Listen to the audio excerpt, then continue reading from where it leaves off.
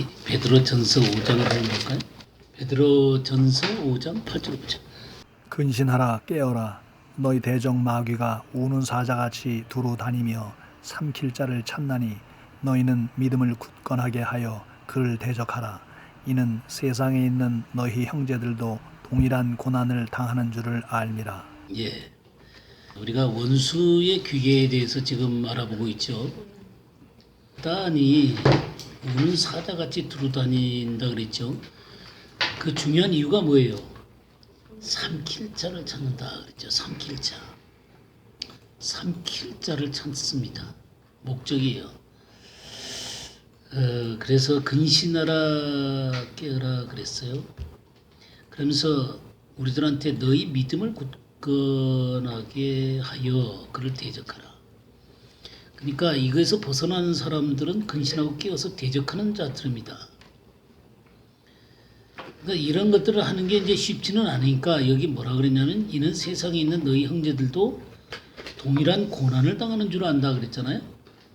그러니까 이 사단과 계속해서 끼어서 사단의 그 삼켜지지 않으면서 서 있을 승리 위치 가운데 계속해서 서 있는다는 것은 그렇게 쉬운 것만은 아니다. 그래서 고난이 있는데 그 가운데 굳건히 서 있어야 된다라는 얘기를 하고 있습니다. 어쨌든 이 원수는 삼킬 자를 찾습니다. 그러면 삼켜진다는 것, 이 사단에 의해서 삼켜진다라고 하는 것은 뭐 귀신 들려가지고 그냥 이상한 사람이 되는 그런 것만을 의미하는 게 아닙니다. 먼저 하나님의 사람이 온전하게 서 있지 못하는 거예요. 하나님의 사람이 된다는 것은 하나님의 뜻 안에서 딱 온전히 서 있는 것이 하나님의 사람이거든요. 근데 삼켜진다는 건 뭐냐면 하나님의 사람이 하나님의 뜻 안에 온전히 서 있지 못해요. 그러니까 하나님의 사람이 온전히 서 있지 못하니까 하나님의 나라도 온전해질 수가 없는 거예요. 우리나라에 사실 이 많은 문제들이 하나님의 사람이라고 불리는 그리스도인이 온전하게 하나님의 뜻 가운데 서 있지 못하기 때문에 그러는 거예요. 그러니까 그들이 하나님의 뜻 가운데 온전하게 서 있지 못하니까 온전한 하나님의 나라의 진행이 되어질 수가 없는 것이죠. 그러니까 지금 사탄에게 삼켜지고 있는 것입니다. 이런 것들이 삼켜진다고 얘기를 할 수 있겠죠. 우리 디모데 후서를 한번 보겠어요. 3장 16절 17절을 한번 보겠어요. 모든 성경은 하나님의 감동으로 된 것으로 교훈과 책망과 바르게 함과 의로 교육하기에 유익하니 이는 하나님의 사랑으로 온전케 하며 모든 선한 일을 행하기에 온전케 하려 함이니라. 예. 14절부터 한번 볼까요? 14절부터 보면 그러나 너는 배우고 확신한 일에 거하라 그랬죠. 뭘 배워요? 예, 하나님의 말씀을 배우는 것이죠. 말씀을 배우고 또 그 배운 것에 확신을 해야 된다는 거예요. 그러니까 확신을 해서 그것이 삶으로 되어져야 되겠죠. 그러면서 15절에 뭐라냐면 내가 어려서부터 성경을 알았다 그랬단 말이에요. 성경은 능히 너로 하여금 어디에 이르긴다 그랬어요. 믿음으로 말미암아 구원에 이르는 지혜가 있는다 그랬잖아요. 성경에는 이 구원이라는 문제가 구원을 받았다, 구원을 이루라, 구원에 들어갈 것이다 이런 표현들이 나오죠. 그러니까 구원에 대한 문제를 얘기할 때는 이게 과거인지 현재 이루라는 건지 미래에 구원을 받을 것인지 이런 것에 대한 정확한 이해가 필요한 것입니다. 그래서 이 성경은 우리로 하여금 구원을 받게 하고 구원을 이루게 하고 구원으로 들어가게 하는 것입니다. 그래서 이 성경은 이 구원을 받고 구원을 이루게 되고 또 구원에 들어가게 하는 이런 것에 대한 온갖 지혜를 성경 가운데서 우리가 얻게 되게 되는 것이죠. 자, 그렇게 하면서 우리가 예수 그리스도를 믿었을 때 우리의 죄가 용서되고 의를 얻게 되는 구원을 받는단 말이에요. 구원을 받는 것만으로 성경은 우리들에게 족하다고 얘기하지 않아요. 이 3장 16절 17절 보세요. 모든 성경은 하나님의 감동으로 된 것으로 교훈과 책망과 바르게 함과 의로 교육하기에 유익하니 이는 하나님의 사람으로 온전케 하며. 그러니까 구원받는 걸로 끝나는 게 아니라 그 사람이 하나님 앞에 온전한 인격으로 서 있기를 원한다 이 말이에요. 그러니까 하나님의 뜻 앞에 온전하게 서 있기를 원한다 이거예요. 그렇게 하나님의 뜻 앞에 온전하게 서 있을 뿐만 아니라 또 뭐라 그랬어요? 모든 선한 일을 행할 능력을 갖추게 하려 합니다.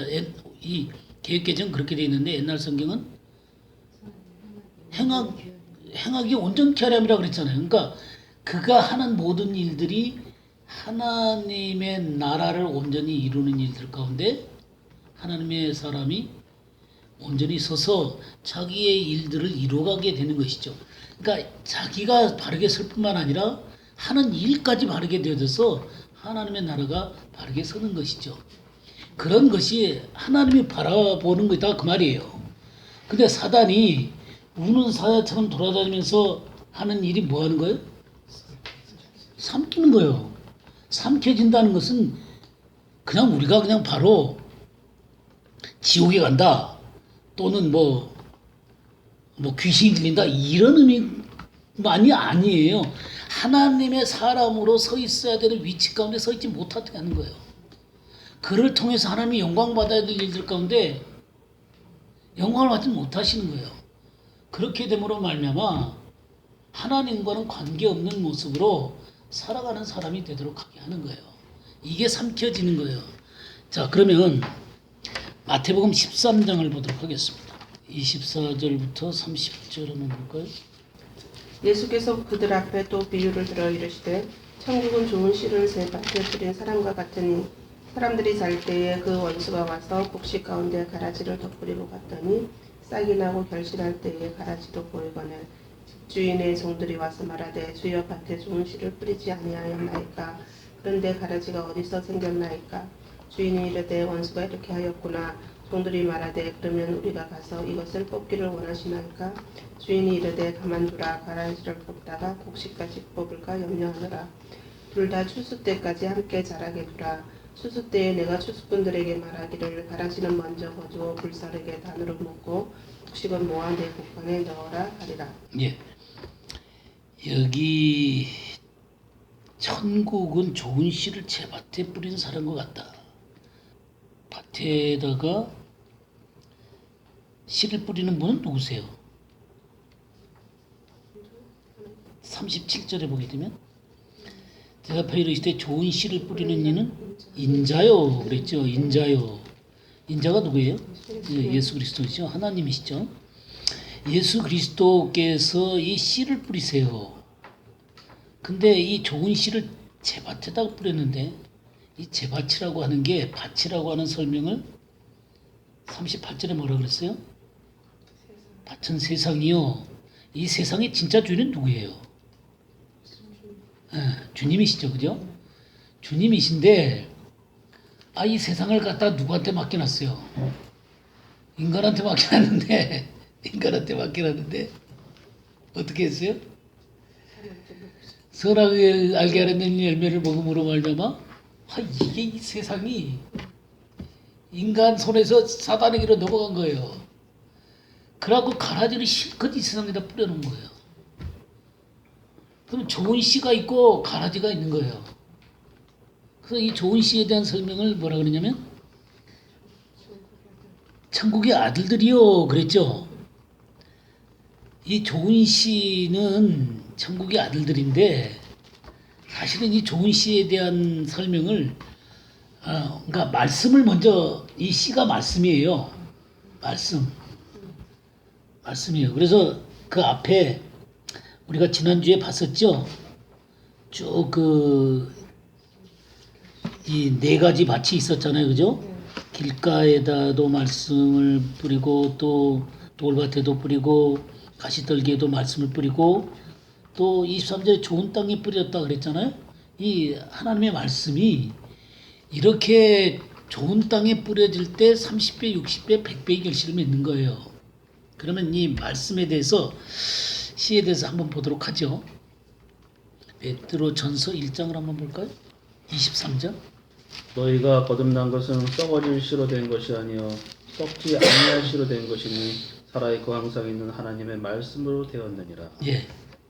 여기 너희가 거듭난 것은 썩어질 씨가 아니고 썩지 아니할 씨라 그랬죠? 이게 하나님의 말씀이 씨예요, 씨. 근데 이 씨는 어떤 씨냐면 살아있고 항상 있는 하나님의 말씀이에요. 그러니까 이 하나님의 말씀은 생명력이 있고 또 변함이 없는 말씀이에요. 그래서 이 말씀은 받아들이는 자에게 분명하게 변화를 일으키게 되는 거예요. 변화를 일으키게 되는 거예요. 근데 지금 마태복음 13장에 이 말씀이 떨어졌는데도 불구하고 길가는 전혀 말씀과 상관이 없죠. 관심이 없어요. 관심이 없으니까 사단이 와서 먹어버리는 거예요.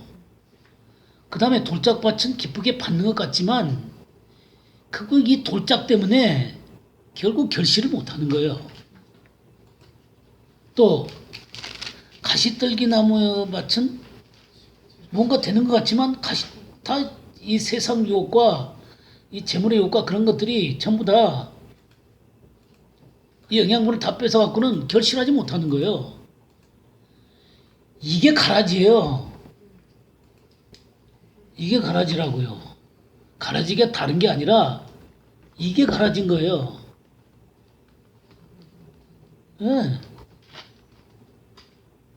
그러면 좋은 씨가 천국의 아들들이라고 그랬는데 뭐냐면 하나님의 말씀을 어떻게 해요? 23절 좋은 땅에 뿌려졌다는 것은 말씀을 듣고 깨닫는 자니 결실하여 어떤 것은 100배, 어떤 것은 60배, 어떤 것은 30배가 되느니라. 그러니까 하나님의 말씀을 듣고 깨달아서 결실을 하는 사람, 이게 바로 천국의 아들들이에요.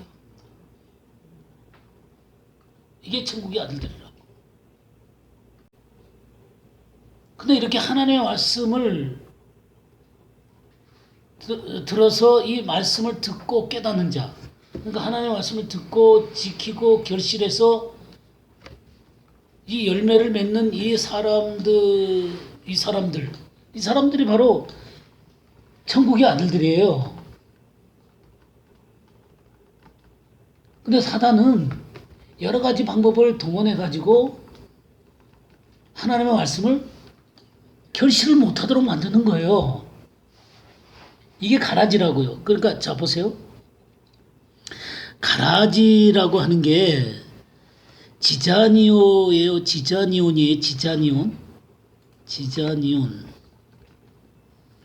이 지자니온이라는 뜻이 뭐냐면 쭉정이, 부실한 알곡, 비슷한 알곡. 이 쭉정이라는 게 쭉정이면 딱 구별이 되는데 이게 알곡인 것 같은데 저기 차워 있지 않아. 또 비슷하게 보여. 이게 알곡인지 아닌지 이게 구별이 잘 안 돼. 이걸 보고 가라지라 그러는 거예요. 가라지. 그래서 이 가라지를 덧뿌리고 하는 거예요. 그래서 온전하게 결실된 하나님의 사람들이 아니라 비슷하게 보이는 이 많은 것들을 뿌려놓음으로 말미암아 이게 진짜인지 저게 진짜인지 이걸 구별이 안 되는 거예요. 많은 경우에 이게 구별이 안 되니까 그냥 하도 적당히 사는 사람이 많다 보니까 온전하게 하나님의 말씀을 지켜서 결실하는 사람들이 이상하게 보이는 거예요. 이 세상에서 참 이상하게 보이는 거예요. 어떻게 저렇게 편협되게 인생을 사냐? 인생이 얼마나 재밌는데. 좀 재밌게 살고 잘 어울려 살고 그래야 되는데 그렇게 외골수로 사냐?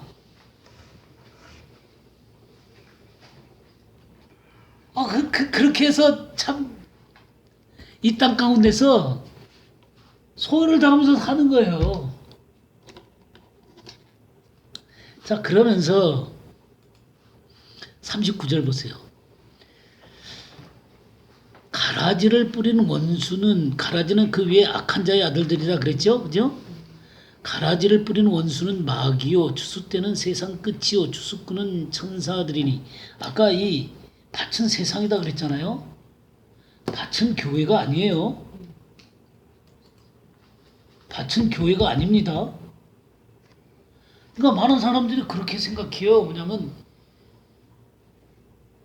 그 하나님의 말씀대로 살지 않는 사람들에 대해서 교회에서 그렇게 하면 안 됩니다라고 얘기를 해야 되잖아요. 근데 성경에 이거 알곡도 있고 가라지도 있고 그런데 이 가라지를 뽑아내다가 알곡도 다치니까 우리 그러지 말자. 그냥 우리 은혜롭게 좀 품었다가 나중에 주님께서 심판하실 때까지 기다리자. 교회 안에서 사람들이 그런 식으로 얘기를 해요.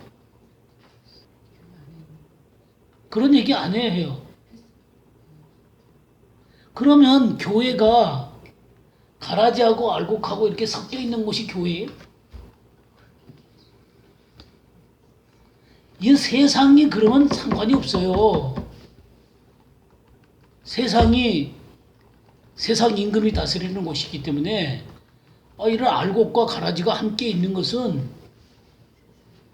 그럴 수 있죠. 우리 또 세상이 빛이 돼가지고 세상에 하나님 나라를 증거하는 빛으로 존재를 하니까 세상의 소금으로 하나님 나라의 소금으로 우리가 이 세상에서 존재하니까 이 세상 가운데서 이렇게 서로 뭐랄까 섞여 있을 수 있어요. 근데 교회 안에서 그렇게 되면 이게 교회예요, 세상이에요? 그리스도의 몸된 교회가 이게 세상인지 교회인지도 구별이 안 되면 어떻게 사람들이 하나님의 영광을 봐요? 하나님의 의를 어떻게 보냐고. 그래서 자기들이 죄를 깨닫고 어떻게 하나님 앞에 어찌할꼬 하면서 죄를 회개하고 하나님 앞에 돌아와야 되는 거잖아요. 근데 니나 나나 다를 게 없다는 거예요. 그러니까 근데 분명히 주님은 밭은 뭐라 그랬어요? 세상이다 그랬잖아요. 이 교회는 안 그랬단 말이에요. 이 반석 위에 내 교회를 세우리니 음부의 권세가 이기지 못하리라 그랬잖아요. 주님의 말씀 위에 세워진 것이 교회인데 음부의 권세가 이기지 못한다 그랬는데 알곡하고 가라지하고 다 섞여 있어. 그럼 그게 어떻게 된 거예요?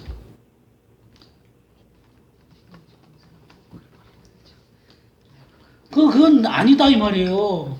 그렇게 얘기하면 안 된단 말이에요. 교회는 교회에 다 와야 된다고요. 생명의 역사를 하는 곳이 교회여야 된다 이 말이죠. 그래서 이 마지막 때는 그렇게 이제 불사르게 될 텐데 여기 41절 보세요. 가라지가 뭔지에 대한 설명이 나와요. 인자가 그 천사들을 보내리니 그들이 그 나라에서 모든 넘어지게 하는 것과 또 불법을 행하는 자들을 거두어내어 풀무불에 던져 넣으리니. 그러니까 이 가라지가 뭐냐면 모든 넘어지게 하는 것과 불법을 행하는 자들이에요. 이게 가라지예요. 그러니까 교회 안에서는 모든 넘어지게 하는 것과 불법을 행하는 자들을 떠나야 되는 거예요. 이게 교회는 교회에 다 와야 되는 거예요. 그러면 이 가라지가 모든 넘어지게 하는 것, 그런데 이 넘어지게 하는 게 뭐냐면 스칸달론이에요. 스칸달, 함정, 올무. 함정과 올무라는 건 뭐냐면 잘못된 가르침을 얘기하는 거예요. 잘못된 가르침. 그러니까 잘못된 가르침을 함으로 말미암아 온전한 하나님의 말씀 가운데 서지 못하고 넘어지도록 만드는 거예요. 스칸달론. 잠언 우리 한번 볼까요? 잠언 5장 1절에서 6절 한번 보겠습니다. 내 아들아, 내 지혜에 주의하며 내 명철에 네 귀를 기울여서 근신을 지키며 내 입술로 지식을 지키도록 하라. 대저 음녀의 입술은 꿀을 떨어뜨리며 그의 입은 기름보다 미끄러우나 나중은 쑥같이 쓰고 두 날 가진 칼같이 날카로우며 그의 발은 사지로 내려가며 그의 걸음은 수월로 나아가나니 그는 생명의 평탄한 길을 찾지 못하며 자기 길이 든든하지 못하여도 그것을 깨닫지 못하느니라. 예. 여기 하나님의 백성들한테 하나님의 지혜를 주의하며 하나님의 명철의 귀를 기울이라 그랬죠. 이 하나님의 말씀에 귀를 기울이라 그런 얘기죠. 또 근신을 지키며 내 입술로 지식을 지키도록 하라 그랬어요. 근데 이게 이제 하나님의 온전한 말씀 가운데 거하도록 요구를 하고 있는데 여기 뭐가 있냐면 3절에 음녀의 입술 그랬어요. 음녀의 입술. 음녀의 입술에서 말이 나오겠죠. 그죠? 여기 꿀 같은 말이 나오고 기름같이 미끄러운 말이 나오는 거예요. 굉장히 부드럽고 그 꿀 같은 그런 달콤하고 미끄러운 말씀을 하는데 이게 끝에는 어떻게 해요? 나중에는 어떻게 된다 그랬어요? 쑥같이 쓰고 두 날 가진 칼같이 날카롭다 그랬어요. 그래서 그의 발은 사지로 내려가며 그의 걸음은 수월로 나아간다 그랬어요. 그러니까 죽음으로 나아가도록 만드는 거예요.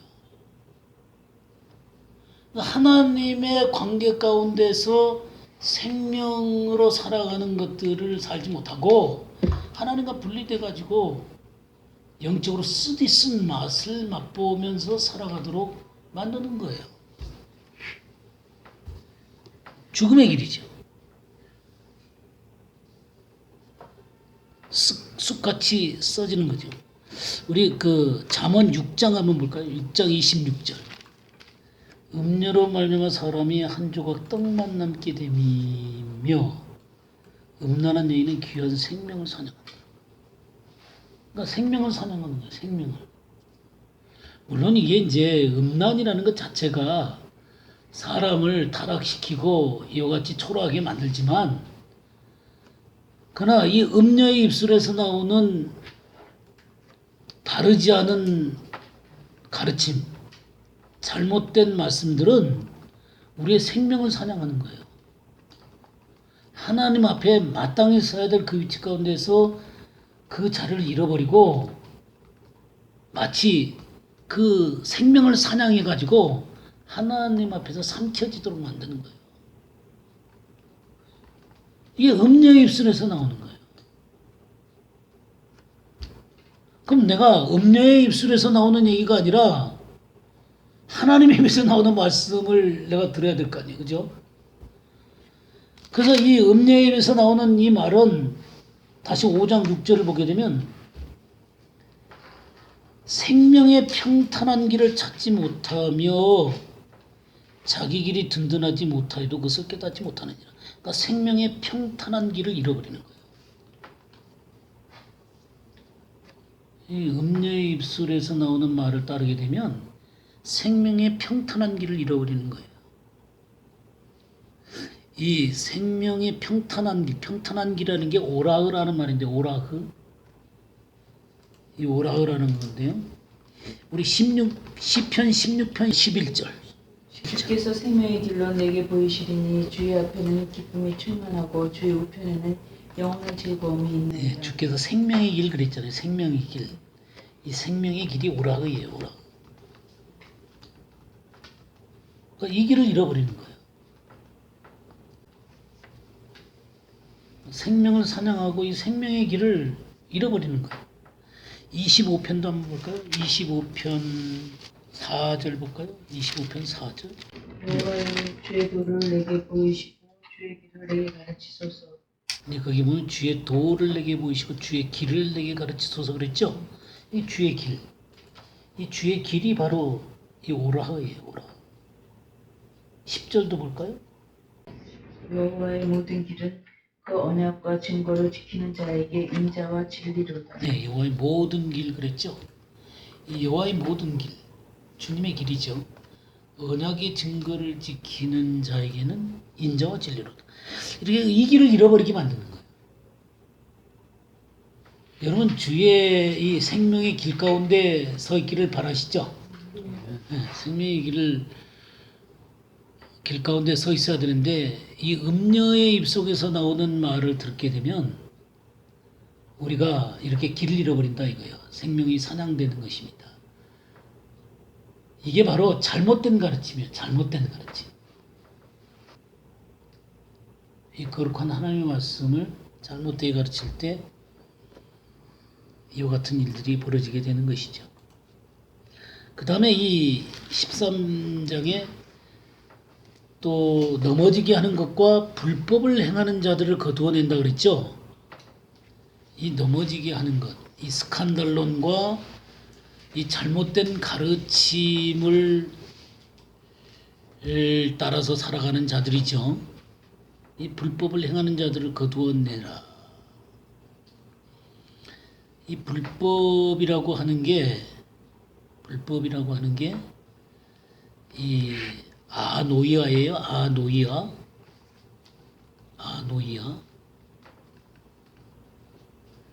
이게 어디서 온다냐면 아노모스에서 온다네요. 아노모스. 그래서 이 아노모스라는 게 아자라고 하는 게 뭐냐면 아니다라는 거. 아니다. 부정의 의미를 갖고 있어요. 노모스는 율법이에요. 그러니까 아노모스 하면 뭐가 되겠어요? 율법을 지키지 않는 자를 얘기하는 거예요. 그러니까 하나님의 말씀을 지키지 않는 자를 얘기하는 거예요.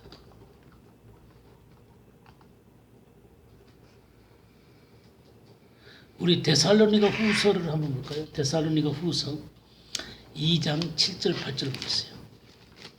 율법의 비밀이 이미 활동하였으나 지금은 그것을 막는 자가 있어 그 중에서 옮기실 때까지 하리라. 그때 불법한 자가 나타나리니 주 예수께서 그 입의 기운으로 그를 죽이시고 강림하여 나타나심으로 패하시리라. 예. 이게 불법의 비밀이 활동하고 있다고 그랬죠. 불법의 비밀이 활동하고 있습니다.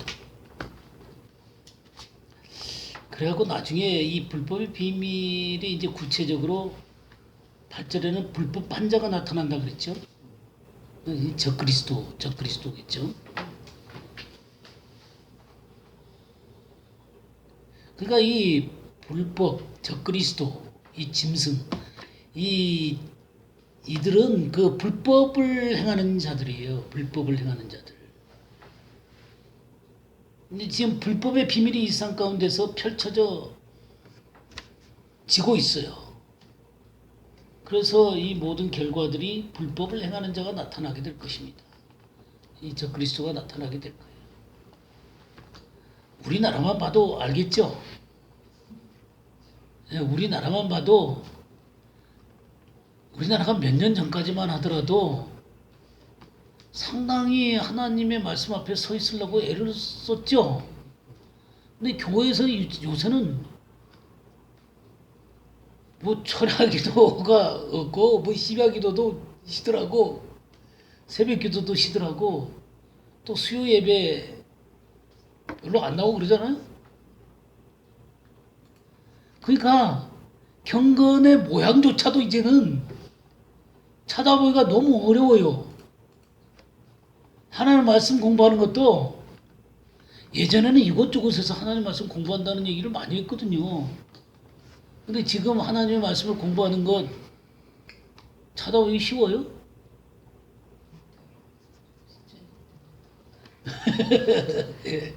진짜 그 이단들은 훨씬 더 그런 것들을 많이 하고 그런단 말이에요. 그러니까 이 불법의 비밀들이 너무나 이렇게 판을 치고 있는 것들을 보게 돼요.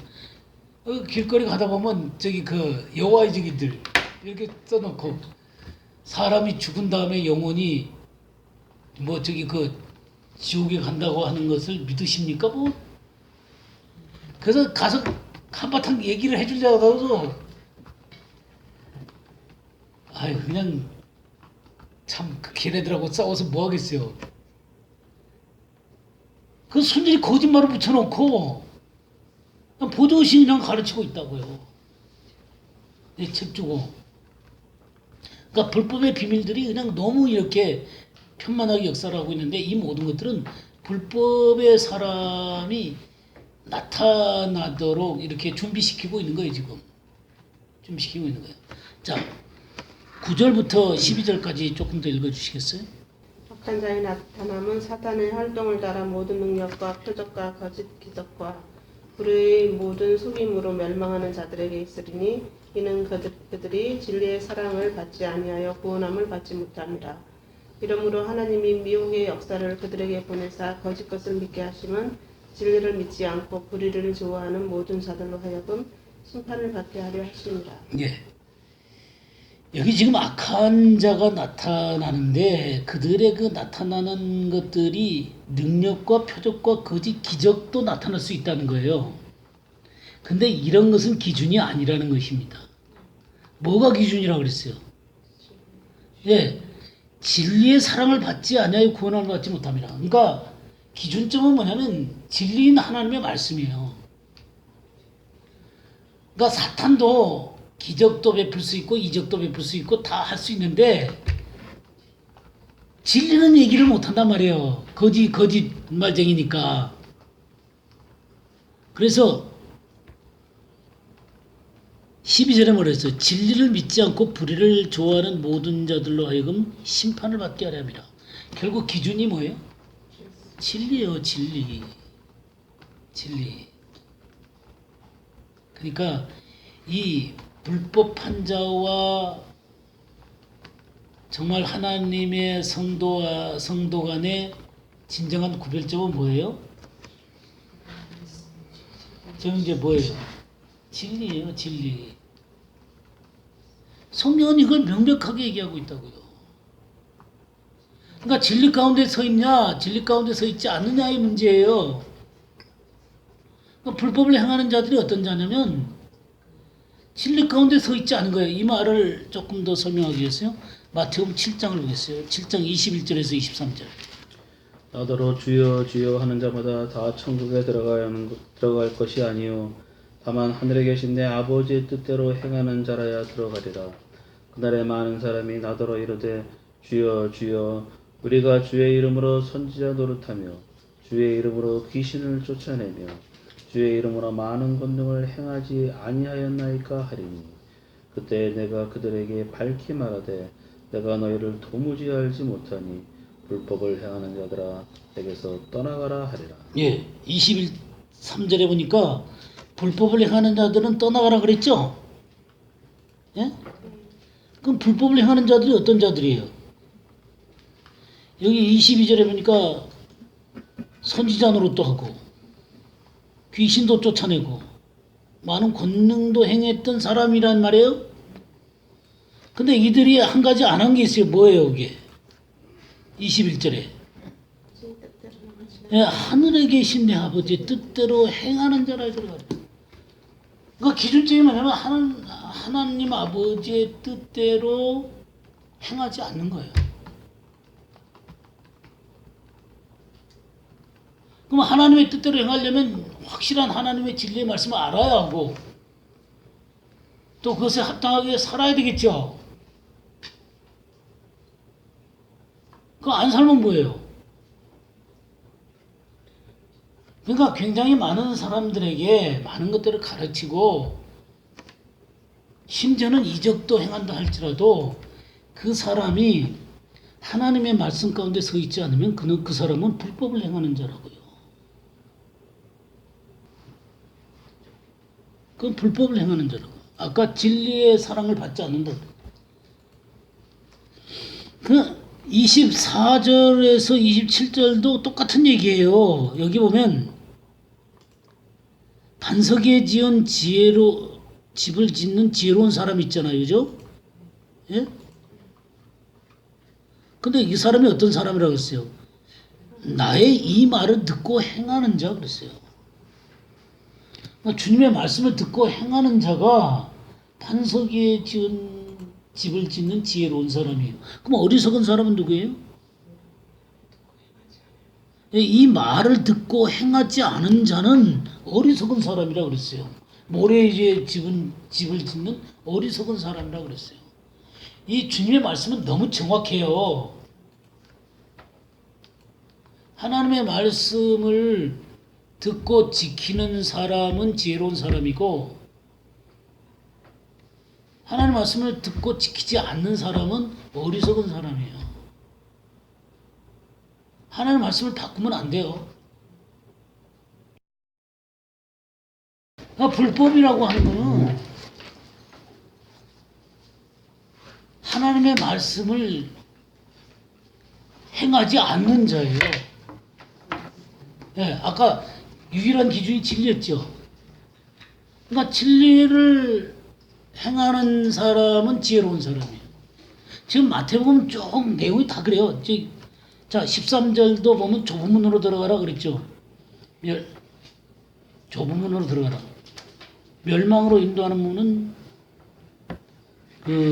크고 그게 넓어서 들어가는 자가 많다 그랬잖아요.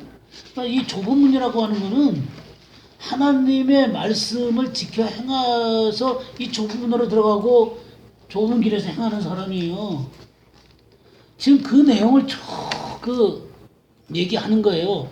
좋은 나무, 나쁜 나무도 마찬가지예요. 좋은 나무는 좋은 열매를 맺는 거고 나쁜 나무는 나쁜 열매를 맺는다는 거예요. 그게 쭉 이게 연결되어져 있는 거예요. 쭉 이 마태복음의 이 7장 이 산상수훈의 내용은 하나님의 말씀이 그 사람 속에서